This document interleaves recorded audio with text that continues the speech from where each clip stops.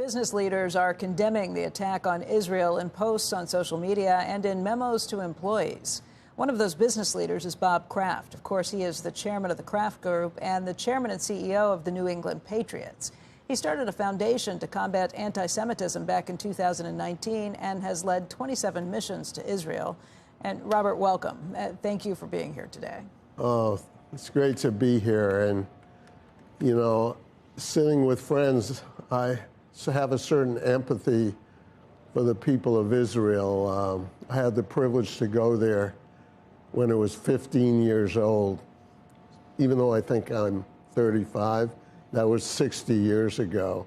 And to see a brown desert flourish and grow and develop and contribute to the world what they've done, and to see what's happened this week, you know, just to put in perspective that 9/11 was the worst attack here. And when you think there that 900 people were killed on that day, the equivalency is over 300,000 people dying here. And, you know, President Isaac Herzog said, so many Jews had not been killed since the Holocaust in one day. And you know, we built a company there. We had the #1 packaging company. I have so many friends and people there. There's a young man who went to Harvard Business School, my son Jonathan, who was on the Entebbe raid. And he's been communicating with us how he's down right at the border of the Gaza, taking older people, bringing them away, getting them away from that at 70 years old. And it's just sad. And we have to stop this. You know, I'm not sure most Americans understand that Hamas, it's not a country, it's a supposed political organization that people in this country have legitimized. But in their charter is not just the eradication of the state of Israel, but it's the eradication of all Jewish people on the earth. How can any people in this country, elected officials, find legitimacy in a group like that? Robert, you started your efforts on anti-Semitism long before this. What brought you to that point? What concerned you, and what are you doing? Well, you know, I lived the dream. I went to school on scholarship. I didn't have a car till I was 25. This country is the greatest, and I'm worried about it. I'm worried about what's going on, the hate that is building up in so many areas, and people not empathizing and communicating. I think the combination of social media, where people can hide and say anything, and the political environment. You know, I think when I was growing up, Ronald Reagan was president, Tip O'Neill, a tough Democratic congressman, was speaker, and they would go at it during the day.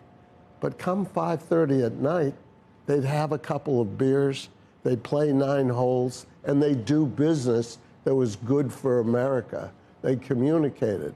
And now, because of the divisiveness and the hatred and the lack of empathy for other people, we got to keep this country strong and great and bring that back. We had Frank Luntz on earlier this morning, who said that he can't even show often the focus groups he runs because people say these horrible things to each other's faces at this point. We have Paul Ryan, who's going to be coming up in a little bit, to talk about what he has seen and where things stand in Washington. What's the solution? How do you fix that?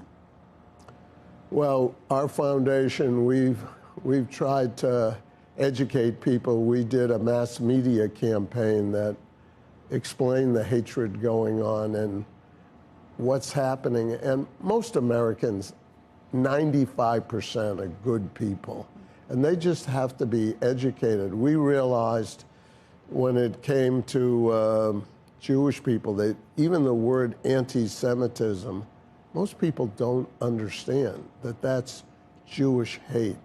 And we put out ads over a 9-week period, And we were able to educate the American public from 80% not understanding, now it's down to 60%. And we're going to start to continue to do that because we got to bring people together. We all have to stand up with one another to fight this hate back. You know, most people, and how we got to the symbolism of the blue square, the Jewish people in this country are a little over 2% of the population, but receive 55% of the religious hate crimes. People couldn't, good middle Americans just can't believe that and want to help do something about it and stop it. Where are the problems the worst? I mean, is there a location? Is there something you pinpoint it back to? I just don't understand what happened. Well, I believe it's the combination of social media, people not interacting, people not empathizing with one another. Look, when you want to do a business transaction, you go to the people on the other side and you talk to them, and you know, it's what we need more of in Washington, where people come together and negotiate, and either you convince me or I convince you. But now everything is a stalemate. Look what happened with the speaker situation. And I mean, this is the United States of America. I don't know if this is why Iran stepped up at this time. You know, and they're definitely, in my opinion, behind instigating Hamas because they didn't want the Saudi Arabian deal to go through. And, you know, I think Israel was guilty of military intelligence failure and not paying attention. We should have known something too, I think, Bob. Pardon? The U.S. should have known something too, I would have thought. Well, it's war. Hatred is not good in today's world. Everything's so fragile, but we shouldn't. It's horrible to me that a group like Hamas can be respected and people in the United States of America can be carrying flags or supporting them when they are preaching hate and destruction of the people. Out here. Right out here. But they were out here, but we have the extremists all over this country. And that's what I was trying to understand. When you go back to the Reagan era, it seemed to me if there were extremists, they were silent extremists. You didn't see them. You didn't hear them. Now you have people walking around this country that, standing in front of Disney with, Nazi flags and guns, in that case, DeSantis flags too. And you didn't have people saying, this is crazy. This is absolutely insanity, and they would feel comfortable doing that. The Nazis marched in Skokie back when I was like in high school or something. I mean, they've been a small group that has never gone away, but it's a small group. Do you think that?